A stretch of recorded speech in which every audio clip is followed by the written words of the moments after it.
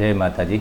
પહેલાંના જમાનામાં ગામને સોરે કોઈ મંદિર હોય કે પાદર ત્યાં બેસીને બધા કેસ, અત્યારની આપણી દેશમાં કેસ કહી અને આપણે દેવી પૂજકની ભાષામાં વખા કહી, તે બધું ત્યાં નિપટારો, કોઈના ઝઘડાઓ હોય ગમે તે હોય ત્યાં બધું એનો નિપટારો કરવામાં આવતો હતો। એટલે કે ત્યાં બધું ભેગા થઈને અને કાર્યવાહી કરી અને નિર્ણય કરવામાં આવતો હતો, ન્યાય કરવામાં આવતો હતો।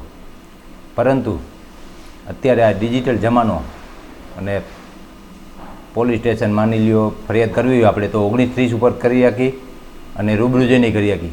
એવા આ ડિજિટલ જમાનામાં આજની તારીખમાં 2 દિવસ પહેલાંનો બનાવ જેતપુરની પેઢી ઉપર, જેતપુરના રાજુ મોતી કુંડિયા કે જેની પાસે તેના જ ભાઈઓ, તેની જ પેઢીવાળા પણ અમુક વર્ષો પહેલાં મોવા બાજુ માયઢા ગામ વહી ગયેલા મહેશ કુંડિયા ન્યાય માટે આવે છે। પણ રાજુ મોતી કુંડિયા ન્યાય કેવો કરે છે કે તારે ન્યાય જોતો હોય તો 5 લાખ રૂપિયા દેવો પડે, અહીંયા પૈસેથી જ વાતું થાય। તો ભાઈ તારી પાસે આવવાની જરૂર શું છે? પહેલાં તમે ઓડિયો સાંભળો પછી વિશ્લેષણ કરી। દીપક ચુડાસમાને બોલાવો, મને ખાવ મરવો, મારી પેઢી ઉપર નાખ્યું હું લેવા। આ તો તું બંધાઈ જાય ભાઈ પાંચ એને બોલાવી હા બોલા આ 5 લાખ રૂપિયા લેતો આવે બંધાઈ જાય ભાઈ પાંચ હે તો નો આવે બે સાનબુનો હે તો નો આવે હાલે બોલાવી અહીંયા હા રૂપિયા થી આવે દીપક ચુડા જોયું ને, સાંભળ્યું ને મિત્રો? સામાન્ય વ્યક્તિ કોઈ આ બની બેઠેલા આગેવાન એની પાસે ન્યાય માંગવા જાય તો 5 લાખ રૂપિયો લેતો હોય, અહીં બધું રૂપિયાથી ને ચાલે છે આ વખાવાળા। અને આવા તો કેટલાયના પૈસા ખાઈ ગયા છે, કેટલાયને ન્યાય કર્યો છે, કેટલાયને અન્યાય કર્યો છે। ન્યાય તો લગભગ 5-10% જ કર્યો છે, બાકી આ રાજુ મોતી કુંડિયા, વિનુ મોતી કુંડિયા, પ્રવીણ મોતી કુંડિયા આ બધા જજ બની અને દેડીની ધારે અન્યાય જ કરે છે। તેથી સમસ્ત દેવી પૂજક સમાજને મારે એટલી જ વિનંતી છે કે આના અન્યાયમાં જેટલા આવ્યા હોય તે બધા મારો કોન્ટેક કરો અને તમારા ઓડિયો હોય, વિડીયો હોય કોઈ મને મોકલો, કારણ કે હવે આપણે આ વખાના દીકરાઓને બધાને ખુલ્લા પાડવાના છે અને થોડાક બધા ઓડિયોને બધું ભેગું થઈ જાય એટલે કાયદેસર આની ઉપર આપણે કોર્ટમાં કાર્યવાહી કરાવવાની છે। આ ઘરની કોર્ટ ખોલીને બેઠા છે આ બધાય, જેને ભારતના કાયદાનું કોઈ ભાન નથી। ગમે તે સામાન્ય માણસ, મજૂરી કરતો માણસ આવે એટલે 5 લાખ રૂપિયો લેતો હોય તો તને ન્યાય અપાવવું, અને પછી ન્યાય તો ન મળે પણ અન્યાય જ મળે। આવા 1-2 ઓડિયો તો મારી પાસે મહિના દિવસથી આવી ગયા છે, પણ હજી મારે થોડાક સબૂત બધું ભેગા કરવા છે અને ટૂંક સમયમાં કોર્ટમાં જ ડાયરેક્ટ કેસ કરવો છે રાજુ મોતી કુંડિયા ઉપર, વિનુ મોતી કુંડિયા ઉપર, પ્રવીણ મોતી કુંડિયા ઉપર। કારણ કે આ લોકો મનમાની રીતે પોતાની ભારતમાં અલગ કોર્ટ ચલાવે છે જે ગેરકાયદેસર છે। કોઈ માણસ પાસે પૈસા લઈને અને એનો ન્યાય કે અન્યાય કરવો એ ગેરકાયદેસર છે। કાયદેસર રીતે તમારી ઉપર પોલીસ કેસ થઈ શકે છે। એટલે મહેરબાની કરીને ભાઈ તમારા વખા બખા બધા બંધ કરો, અને બંધ ન કર્યા તો રામજી ખાંગરવાડા આવે, તમારી બધી પોલ છતી કરશે અને તમારી ઉપર કાયદેસર કોર્ટમાં કેસ કરવાનો છે। કારણ કે થોડાક ઓડિયો તો આવી ગયા અને બધા ઓડિયો હવે ધીમે ધીમે હું ભેગા જ કરું છું, બરાબર? આ રાજુ મોતી કુંડિયા હમણાં 2 દિવસ પહેલાં 16 તારીખે મારી ઉપર કેસ કરવા ધોલ્યો હતો, બરાબર?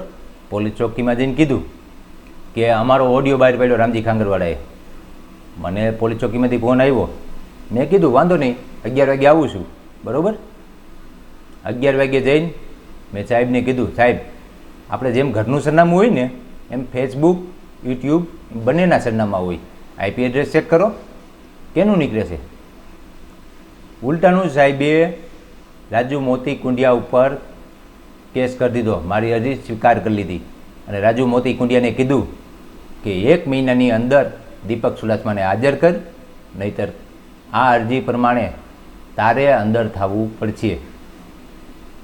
અને તેથી જ 16 તારીખે રાત્રે થોડીક મોટી કરતો હતો કે અમિત ડાભી અને મહેશ કુંડિયા અમારી ઉપર હુમલો કર્યો, પણ તરત મેં અહીંથી ઓડિયો મોકલ્યો, કારણ કે જેની આ ચર્ચા થતી હતી એ હું અહીં સાંભળતો હતો બેઠો બેઠો, ફેસબુકમાં લાઈવ હતું મારે પ્રાઇવેટ, બરાબર?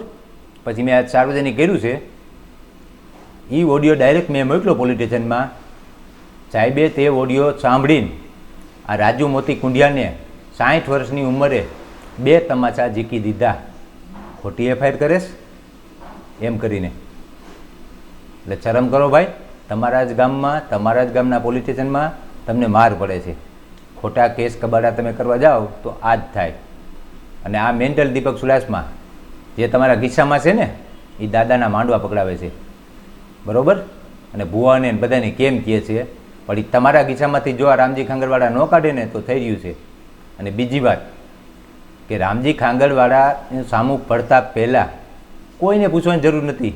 ખાલી આ મેન્ટલ દીપક સુલાસમાને પૂછ્યું હોત ને કે ભાઈ તને દેવી પૂજક સમાજમાંથી કેને કાઢ્યો, તો એ બતાવે.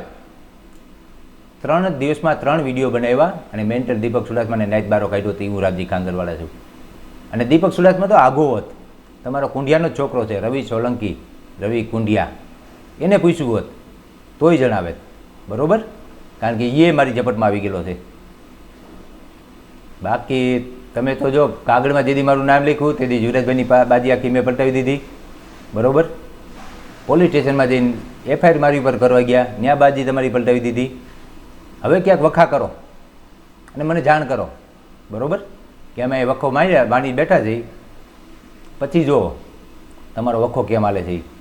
અને જેટલા રાજુ મોતી કુંડિયાના વખામાં કોઈ અન્યાય થયો હોય તો મારો કોન્ટેક કરો અને મને સબૂત આપો, ઓડિયો વિડીયો જે કાંઈ હોય એ, જેથી કરીને મજબૂતમાં મજબૂત કેસ આ રાજુ મોતી કુંડિયા ઉપર કરી શકી, બરાબર. એટલે જેતપુરના હોય, આજુબાજુના હોય, બધા મારો કોન્ટેક કરો, જેથી કરીને આની વખા કરવાની બધી આદત છે ને, અને વખામાં પૈસા કમાવાનું બધું છે ને, લાલચ, એ બધું આપણે બંધ કરાવી દઈએ. કરો વખા ભાઈ રાજુભાઈ. હવે કેમ વખા થાય છે હવે જો.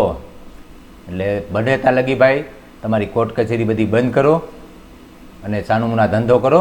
5-5 લાખ રૂપિયો કેમ કામમાં જાવ તો ખબર પડે. સામાન્ય વ્યક્તિ 5 લાખ રૂપિયો ક્યાંથી દઈ શકે? એક ન્યાય માંગવા આવ્યો હોય એ 5 લાખ કેમ દઈ શકે? વિચાર કર્યો ને વખો કરીને બતાવો એક ફેર, પછી હું જોઉં છું કેમ વખો થાય છે. જય માતાજી.